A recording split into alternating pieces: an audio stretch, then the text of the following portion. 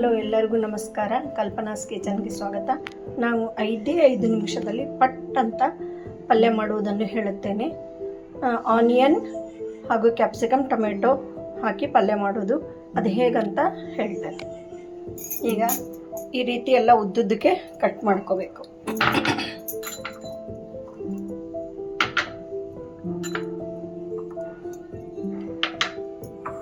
ಆಮೇಲೆ ನಾನು ಇದಕ್ಕೆ ಸ್ವಲ್ಪ ಮೊಸರು, ಕೊತ್ತಂಬರಿ ಹಾಗೂ ಶೇಂಗಾ ಚಟ್ನಿ, ಅಂದರೆ ಅದರಲ್ಲಿ ಬರೀ ಹುರಿದ ಶೇಂಗಾ ಪುಡಿ, ಉಪ್ಪು, ಖಾರ ಪುಡಿ ಇರುತ್ತೆ.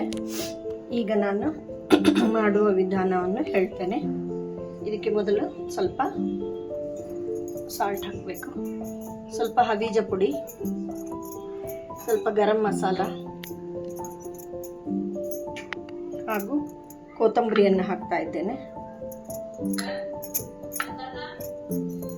ಈಗ ಕಾಶ್ಮೀರ್ ಮಿರ್ಚ್ ಪೌಡರ್,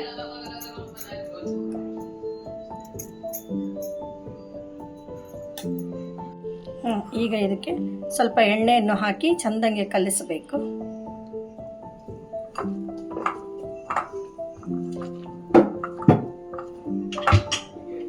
ಐದು ನಿಮಿಷ ರೆಸ್ಟ್ ಮುಚ್ಚಿಡಬೇಕು. ಆಮೇಲೆ ಪಲ್ಯ ಮಾಡೋ ವಿಧಾನವನ್ನು ಹೇಳುತ್ತೇನೆ.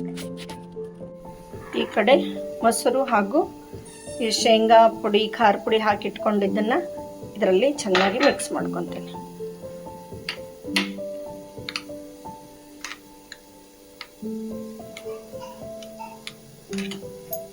ಈಗ 5 ನಿಮಿಷ ಆಗಿದೆ.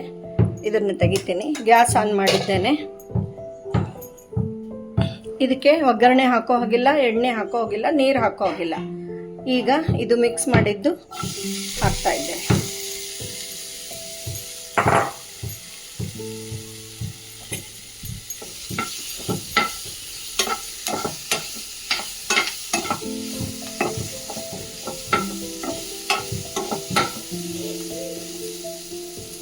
ಇದನ್ನು ಒಂದು 5 ನಿಮಿಷ ಮುಚ್ಚಿಡ್ತಾ ಇದ್ದೇನೆ.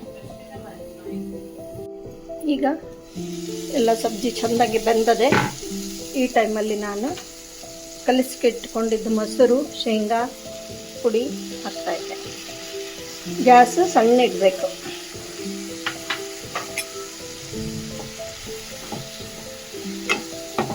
ಕೈ ಬಿಡಬಾರ್ದು, ತಿರುತ್ತಾ ಇರಬೇಕು.